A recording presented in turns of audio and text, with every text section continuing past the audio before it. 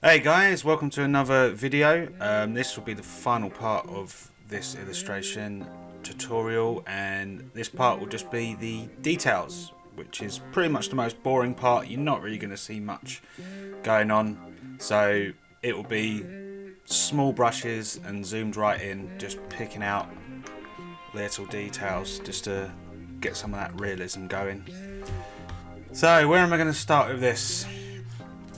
Where are my focal points?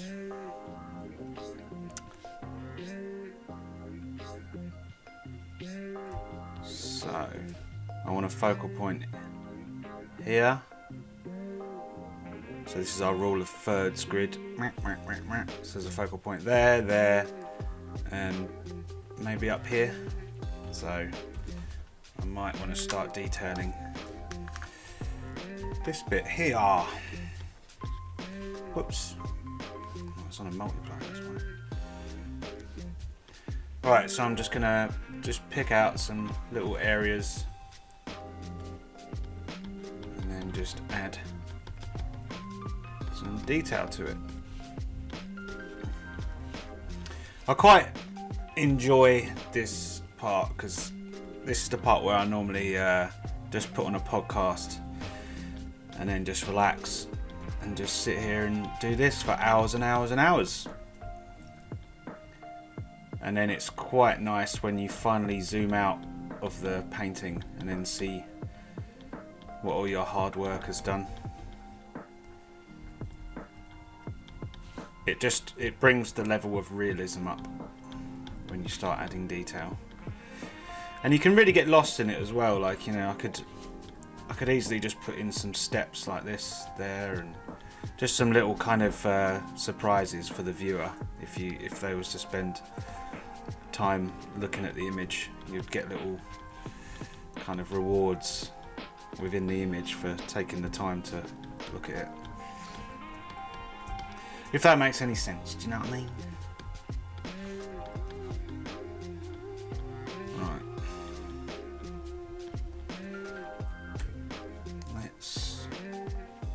My favourite smudgy brush. Whoops. Yeah, so I tried some oil painting last night for the first time in ages. It was fairly successful. It's just I don't really know how to mix colours yet, traditionally. And I don't really know how to match colours, so if I'm trying to like get a certain colour that's already on the canvas, normally I'll just use, if I was using acrylic paints, I'd just use like pre-mixed colours, but with oils you pretty much just have your standard colours and you've got to mix your colours yourself, and I do struggle with that, and I just end up making a real big mess, and then it just kind of doesn't really turn out. I feel like I don't have much control over the medium, but it's fun, it's rewarding.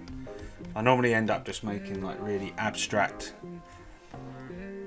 looking stuff. So yeah, probably going to put some up on my website and maybe try and sell a few oil paintings. Might be a cool little idea. But yeah, I'm definitely a traditional painter at heart, but unfortunately I haven't really had traditional painting in mind when it comes to my career. So maybe one day, maybe when I'm a lot older, I'll focus more on traditional painting as a career. Because I like taking my time over one painting rather than just doing a lot of paintings, like back to back, which is kind of what like my professional working life is. Lots and lots of work.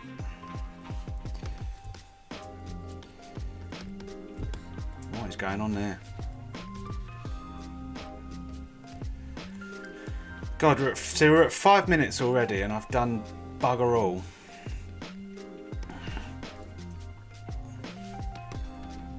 Let's try this brush.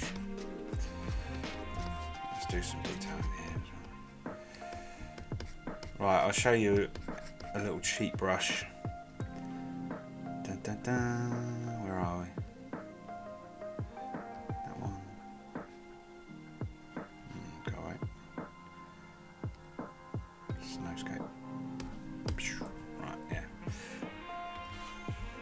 get some quick detail of this. Do a rocky detail. Warp it around the correct shape and then erase any overlap. Pretty effective. Whoops. Do the same over here as well, I think.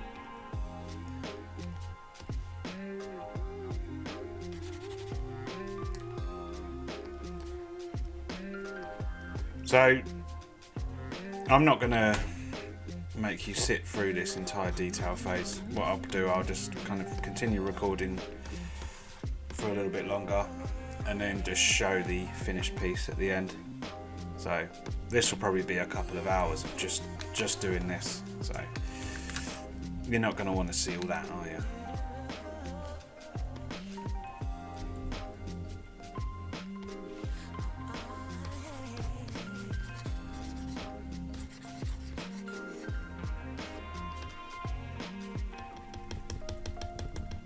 Just playing around with it, basically. Merge visible. I'll make a sharp edge there.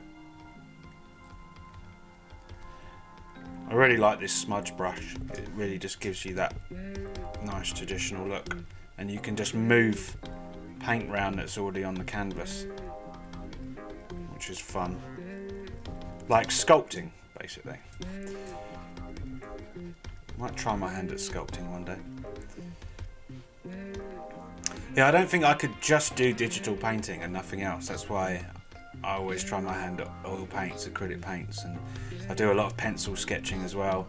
Because I think trying different mediums and changing things up a little bit just makes you a better artist, all in all.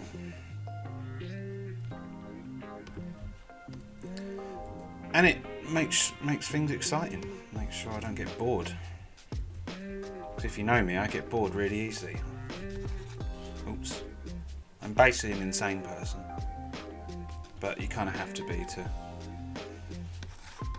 sit for hours doing this. I don't know what's going on there. Not much. Beep.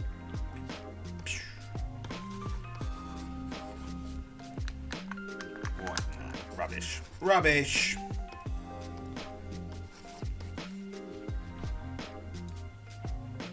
Warp. That's better.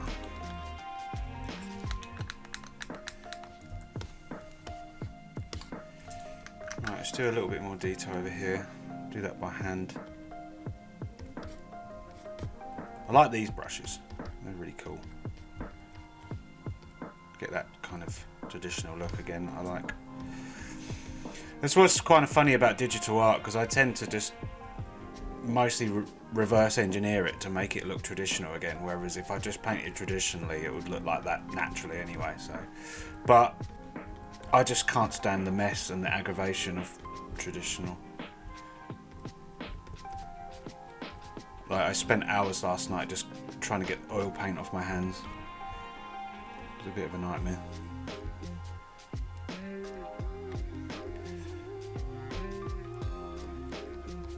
Use a bit of mixer brush.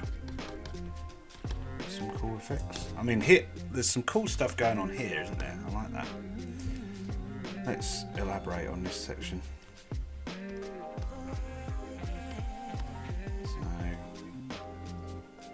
Use our lasso tool.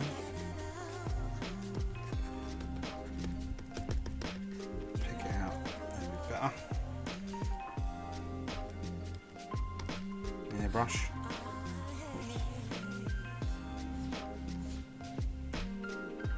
Nice.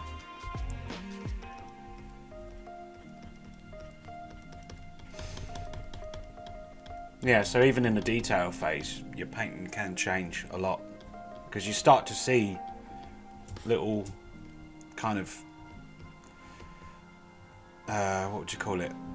Little like passages and walkways and stuff within your painting when you start zooming in. It's quite fun, but time consuming and tedious sometimes. sometimes you just want to get the painting done and then move on to the next one. I find the most exciting phase for me is the first phase, is the sketching. Because that's when the idea comes about. So there's something happening there.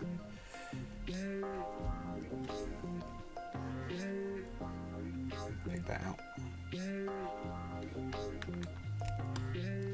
Cool. Bring up our perspective grid. And then we'll pick out some formations following the perspective lines. Try to sell the fact that this is a tall mountain and you're looking up at it.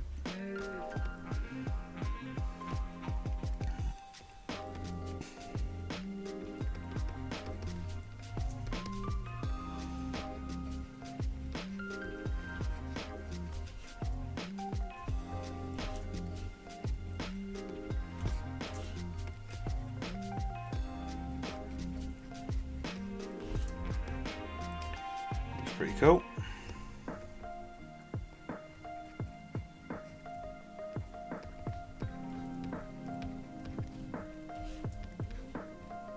And then back down the other side. I mean, this is all in shadow, this side, so I don't really want to do too many light values that side.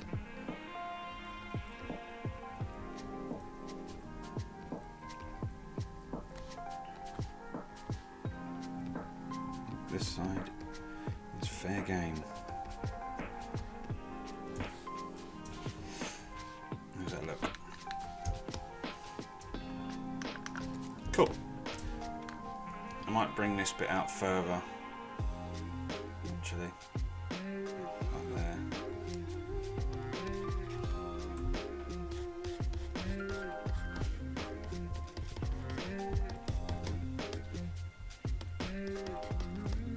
Then, while I've got it highlighted, get one of my little cheap brushes. Oops. New layer. Boom, boom, boom. That didn't turn out what I wanted.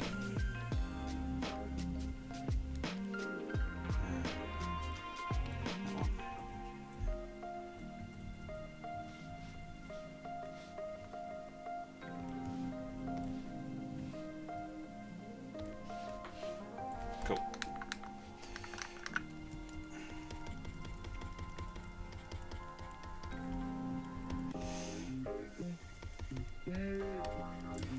Right, I'll probably call it. Can't speak today. I'll probably call it soon on the video.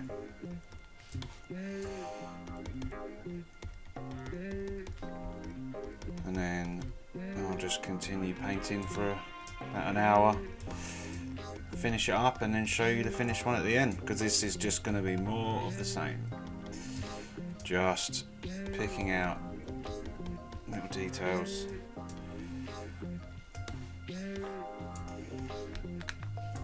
I mean, you could call that done soon, to be honest. Picking out little bits of rock in the shadow.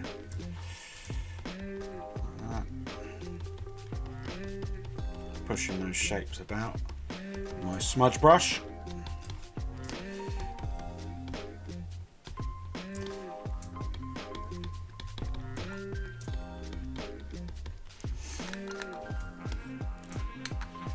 I think this one's getting there now.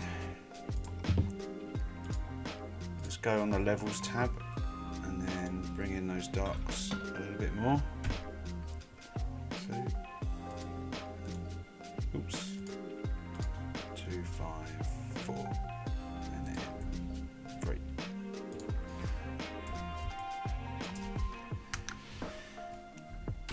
Right, I might do one more thing while I'm recording. I think we're going to need a planet up here. There you go, right there, planet. And we'll do our airbrush. that.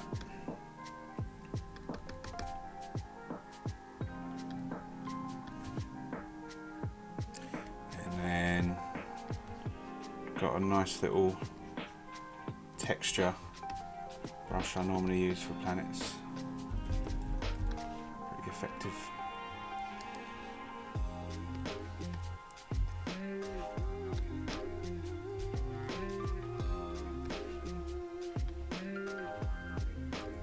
Cool. And then let's just erase that bit, so it's behind the rock obviously.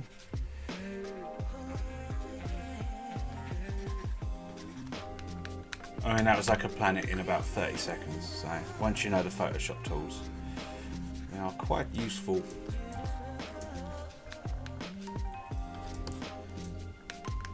Let's pick up some more details here quickly.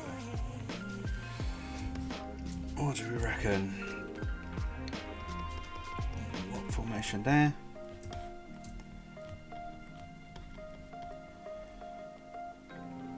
Get rid of that.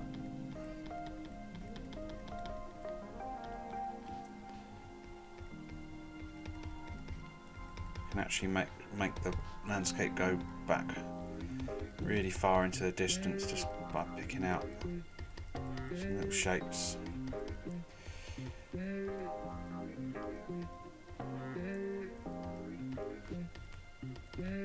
Probably at risk of ruining this pretty soon, because this isn't really detailing. I'm kind of changing the fundamentals of the painting right now, which I shouldn't be doing at this point.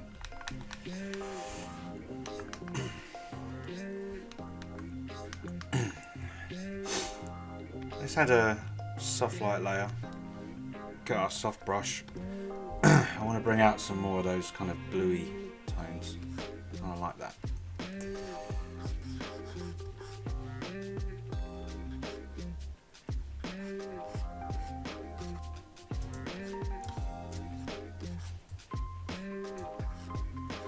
Maybe have some of it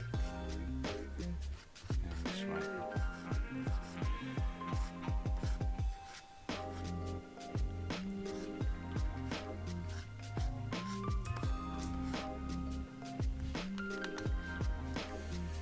Right, that'll be it for this video. So at the end I'll link the final version of the painting. So here's the finished painting in all its glory. So in total it's probably taken about 2 hours to paint this. So yeah, good stuff. So thanks for watching these videos. I'll be making more in future. Don't forget to like and subscribe to my channel for updates, and yeah, I'll catch you guys on the flip side.